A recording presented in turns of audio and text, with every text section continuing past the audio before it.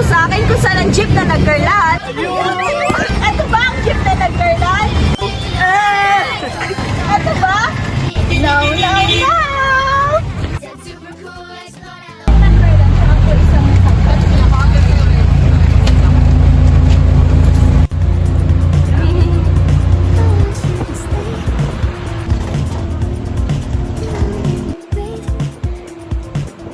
Eternity later. Mga bata, narito na tayo sa...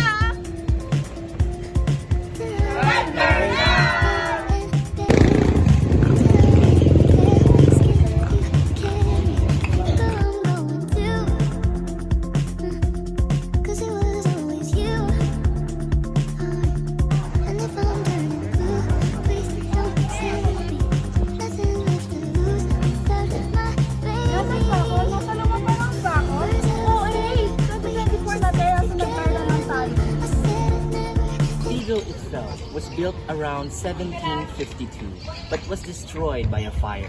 It was reconstructed at around the year 1845, just an imposing sight from so close.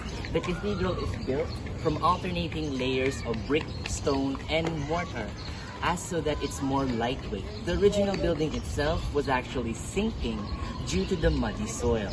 But the facade you see today was reconstructed at around 200 years ago, overseeing the town of Nagcarlan. At ngayon ay papunta naman kami sa underground cemetery na Nagcarlan, kung saan ito ay isa sa pinaka-dinarayo sa bayang ito. Guys, unfortunately, sarado po ang underground cemetery ng Nagcarlan, Laguna. Dahil po sa construction onwards po dito. Kasi pinapaganda po ng kanilang mayor ang underground cemetery dahil ito po ang isa sa tourist attraction dito sa Nagcarlan, Laguna. At ngayon ay papunta na po kami sa Yambo Lake. Isa po ito sa dinarayong lugar dito sa Nagcarlan, Laguna. Tara na guys, excited na po kami.